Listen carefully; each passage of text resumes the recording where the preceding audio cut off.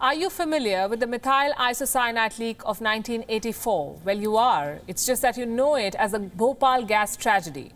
What about the nuclear incident of 1986? You know it as a Chernobyl nuclear disaster. What's the point I'm trying to make? Most major events, natural or man-made, are named after the place where they occurred. Why then should the Wuhan virus be any different?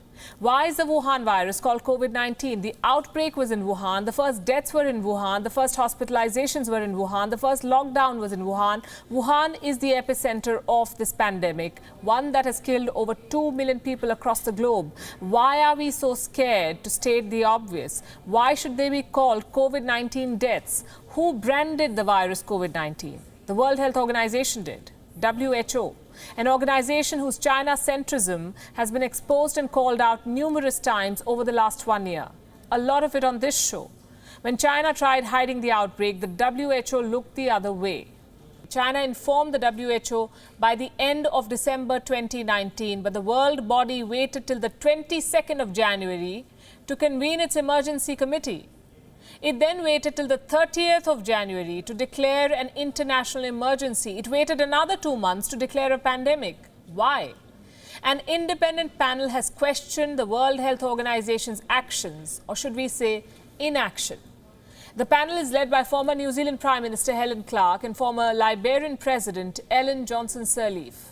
It pointed out, and I'm quoting, "It is not clear why the committee did not meet until the third week of January, nor is it clear why it was unable to agree on the declaration of a public health emergency of international concern when it was first convened."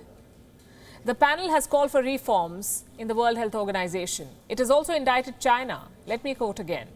What is clear to the panel is that public health measures could have been applied more forcefully by local and national health authorities in China in January.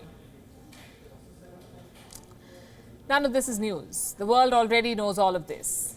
It is the WHO that is trying to shift the focus from China. It rebranded the Wuhan virus on the 11th of February 2020. COVID because coronavirus disease, and 19 because 2019 is the year of the outbreak. What about the place of the outbreak? Where is the mention of China? Where is the mention of Wuhan? The WHO has tried to mask the truth with technical terms. But when it comes to the UK strain, the Brazil variant, or the South Africa variant, there is no reservation in associating these countries with the virus. How does that even work? The World Health Organization is supposed to, quote-unquote, promote health, keep the world safe, and serve the vulnerable. Well, all that it's promoting, protecting, and serving is China, it seems.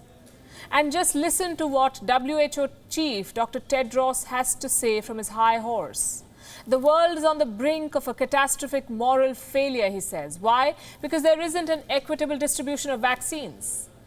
So Dr. Tedros says, not only does this me-first approach leave the world's poorest and most vulnerable people at risk, it's also self-defeating. Fair enough, though a bit rich coming from him.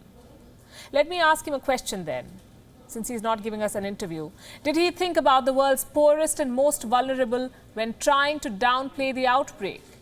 The WHO should be the last one to preach on morality. It has failed to call a spade, but you and I can still do that.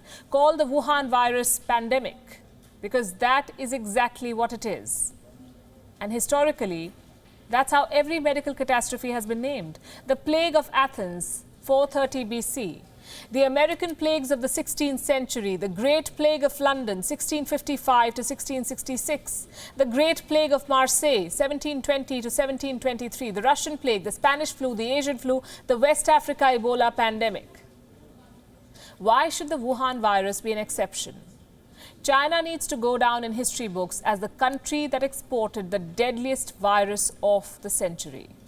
WION is now available in your country. Download the app now and get all the news on the move.